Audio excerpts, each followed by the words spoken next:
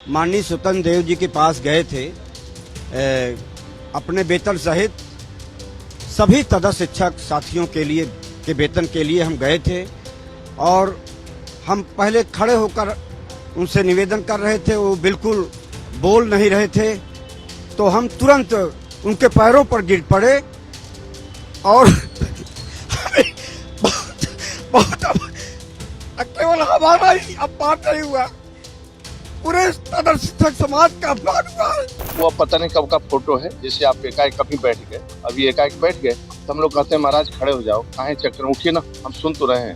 तो कभी कभी है, कभी कभी रहता है। प्रदेश अध्यक्ष के समय का कब का फोटो मुझे भी मालूम है।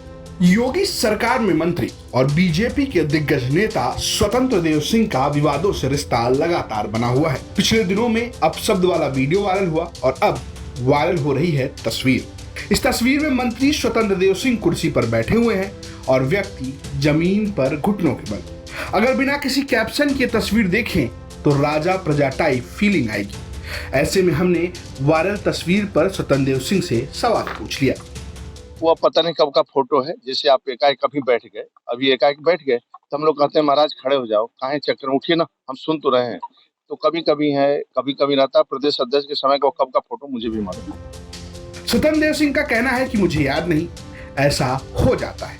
लेकिन जब हमने जमीन पर बैठे व्यक्ति को खोजा तो वो रोने लगा। जमीन पर बैठे व्यक्ति का नाम राजेश कुमार पांडे है। राजेश कुमार पांडे प्रतापगढ़ के रहने वाले हैं और शुक्ला इंटर कॉलेज में गेम्स के टीचर हैं।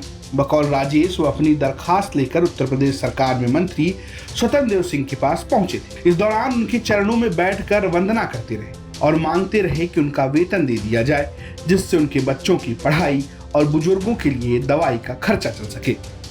उत्तर प्रदेश के माध्यमिक शिक्षक पिछले 1 साल से सैलरी यानी वेतन नहीं पा रहे हैं और ऐसे में अपनी याचना लेकर वो प्रदर्शन तो कर ही रहे हैं, इसके साथ साथ कई मंत्रियों और डिप्टी सीएम के दरवाजे पर भी दस्तक दे रहे हैं। ऐसे में एक शिक्षक है राजेश पांडे, प्रतापगढ़ के हैं। वो भी स्वतंत्र देव जो मंत्री है उत्तर प्रदेश सरकार में, उनके दरवाजे पहुंचते हैं और पैरों पर बैठ के उनसे अपनी याचना करते हैं, लेकिन उसके बावजूद भी उनका दिल नहीं पसीजा और आज भी प्रदर्शन कर रहे हैं। हम उनसे बात करते हैं। राजेश पांडे हमारे साथ मौजूद है। राजेश जी, ये बताइए कि आप गए थे, हमने आपकी एक तस्वीर देखी, उस तस्वीर में आप मौजूद थे, क्या हुआ था उस दौरान और कैसे आप पहुंचे थे वहां पर? हम अपने बारे में बता दीजिए, आप कहाँ पढ़ाते हैं और किस चीज के टीचर हैं? हम राजेश कुमार पांडे हनुमान शुक्ल इंटर कॉलेज रुकैयापुर प्रतापगढ़ में तदा शिक्षक के रूप में नियुक्त हैं और हम माननीय स्वतंत्र देव जी के पास गए थे। अपने वेतन सहित सभी तदा शिक्षक साथियों के वेतन के लिए हम गए थे और हम पहले खड़े होकर उनसे निवेदन कर रहे थे। वो बिल्कुल बोल नहीं रहे थे, तो हम तुरंत उनके पैरों पर गिर पड़े और बहुत केवल हमारा ही अपमान नहीं हुआ, पूरे तदा शिक्षक समाज का अपमान हुआ। हो सकता है कि माननीय मंत्री जी को लगे कि इन माध्यमिक सहायता प्राप्त माध्यमिक विद्यालयों में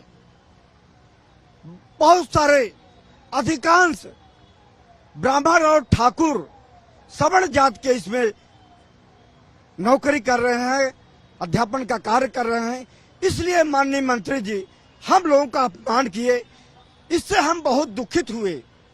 इसलिए कि केवल हमारा अपमान नहीं हुआ, पूरे तदा शिक्षक समाज का अपमान हुआ है और ये निश्चित रूप से माननीय योगी सरकार जो कि भारतीय संस्कृति का पोषक है और उन्होंने गुरुओं का अपमान किया, उन्होंने शिक्षक समुदाय का अपमान किया है, हम इसको बर्दाश्त नहीं कर सकते। आपने क्या उनसे मांग की जब आप बैठे, उनसे क्या बातचीत की और उनका क्या जवाब था उस दौरान?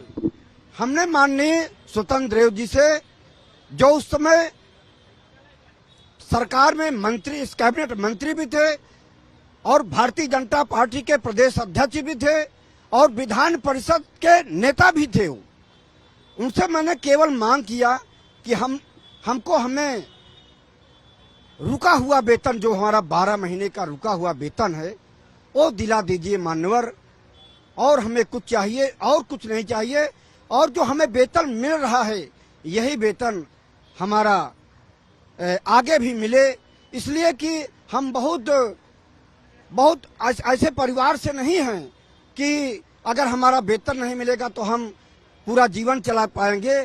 तमाम हमारे शिक्षक साथी ऐसे भी हैं जिनका पूरा खर्च वेतन से चलता है, वो मीडियम परिवार के, उनके पास कोई आय के स्रोत नहीं है। हम विद्यालय जाते हैं, पढ़ा के आते हैं घर पर। जवाब था उनका, उन्होंने क्या आपसे कहा, क्या आश्वासन दिया? या क्योंकि आप जो तस्वीर में दिख रहे हैं कि आप बैठे हुए नीचे हैं और वो एक सीट पर बैठे हुए हैं। जी, वो सोफे से अपने उठे नहीं, इसके लिए बहुत कष्ट है।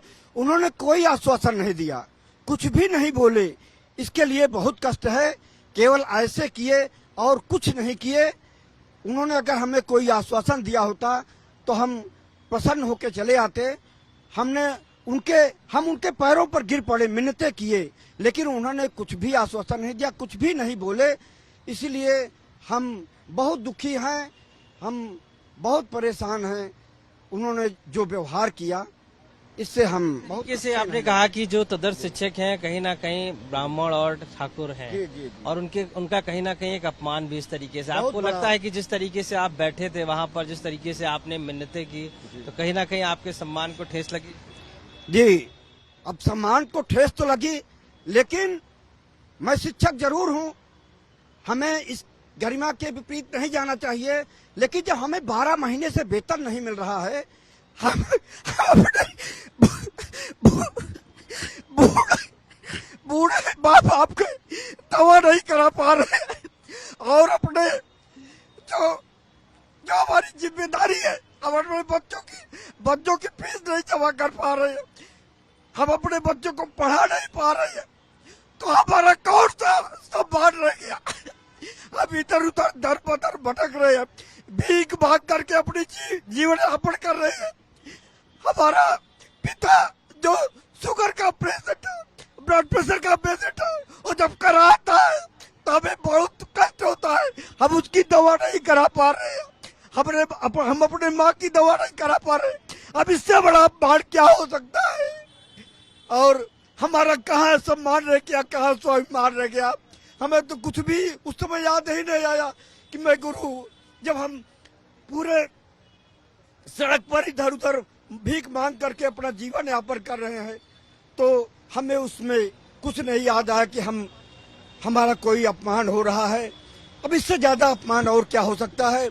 मैं मीडिया के बंधुओं को बहुत बहुत स्वागत करता हूं। क्या चाहते हैं अभी, क्या होना चाहिए इस समय, चूंकि आपने बड़ी मिन्नतें की हैं, क्या चाहते हैं? हम चाहते हैं कि हमारे संयोजक जी, सम्मानित श्री राजमणि सिंह जी के संयोजन में जो याचना का कार्यक्रम हो रहा है, माननीय यशस्वी मुख्यमंत्री महोदय जी से, उनके संयोजन में और माननीय मुख्यमंत्री जी की कृपा से 12 महीने से अवरुद्ध वेतन अशासकीय सहायता प्राप्त माध्यमिक विद्यालयों के संपूर्ण तदर्थ शिक्षकों को मिल जाए, और जो वेतन मौजूदा हालत में मिल रहा है, इसी वेतन क्रम में हमें सेवानिवृत्त तक वेतन मिलता रहे, रिटायरमेंट तक वेतन मिलता रहे, यही हम चाहते हैं। और सम्मानित मीडिया बंधुओं से निवेदन करना चाहते हैं कि हमारा वेतन भारत के इतिहास में पहली बार मौखिक आदेश पर वेतन रोका गया है। मौखिक आदेश पर, कोई लिखित आदेश नहीं दिया गया है, जबकि कोर्ट ने आदेश माननीय उच्च न्यायालय के माननीय न्यायाधीश इरशाद अली जी ने सुप्रीम कोर्ट के 8300 के आदेश की व्याख्या किया है कि इन्हें चयन बोर्ड के चयनित अभ्यर्थी के आने तक वेतन दिया जाए। तो सम्मानित मीडिया के बंधुओं से निवेदन करना चाहता हूं कि जब 20-25 साल तक हम लोगों को बाहर नहीं किया गया, तो 10-5 साल सेवा और बची है, और हम लोगों को ऐसे वेतन देते हुए रिटायर कर दें और हमको संपूर्ण वेतन दे, यही हम चाहते हैं। तो ये शिक्षक हैं, साफ तौर से आपने पढ़ाते हुए शिक्षक देखा होगा, लेकिन पहली बार कैमरे पे आप रोते हुए शिक्षक देख रहे हैं। वजह साफ है कि घुटनों के बल बैठकर मंत्रियों से याचना कर रहे हैं, लेकिन इसके बावजूद भी अभी तक उनके पिछले 1 साल का वेतन उनको नहीं मिला। ऐसे में उनके घर पे उनके बुजुर्ग, माँ सहित बच्चों के लिए काफी दिक्कतों का सामना करना पड़ रहा है। उसी में एक ये राजेश पांडे की कहानी है, जो कहीं ना कहीं सरकार से ये मानते थे उनको मदद मिलेगी, उनका वेतन मिलेगा, लेकिन आज तक उनको वेतन नहीं मिला है, सिर्फ आश्वासन। लखनऊ से कैमरा पर्सन रोहित कांत मिश्रा के साथ आशीष श्रीवास्तव, यूपी तक।